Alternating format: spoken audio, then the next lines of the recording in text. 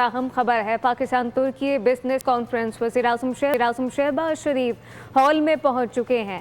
Deputy وزیراعظم پاکستان اسحاق ڈار بھی وزیراعظم کے ہمراہ ہیں۔ وزیراعظم محمد شہباز شریف سے استنبول میں ترکی کے نمایاں کاروباری گروپ کی ملاقاتیں ہوں گی۔ تفصیلات کیا ہیں فہد چودھری سے جانتے ہیں۔ جی فہد۔ جی دیکھیے، استنبول میں آج وزیراعظم شہباز شریف کی ترکی کے نمایاں کاروباری گروپ سے ملاقاتیں ہوئی ہیں۔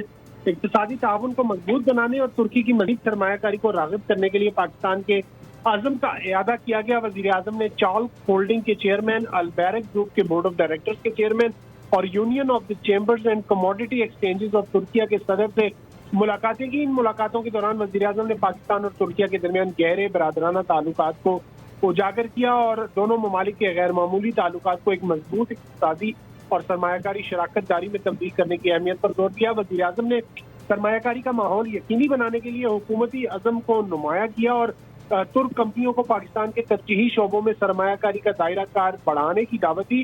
SIFC سے اسٹریٹجک سرمایہ کاروں کو ون ونڈو سہولت اور ادارہ جاتی معاونت فراہم کی جا رہی ہے۔ وزیر اعظم نے کہا کہ توانائی، انفراسٹرکچر، انفارمیشن ٹیکنالوجی اور نجکاری کے شعبوں میں پاکستان میں موجود اہم مواقع ہیں، ان پر زور دیا۔ وزیر اعظم نے پاکستان میں اپنی آپریشنز کو وسعت دینے میں چالک انرجی کی دلچسپی کا خیر مقدم کیا اور پاکستان میں البیرک گروپ کی دیرینہ سرگرمیوں کو سراہا۔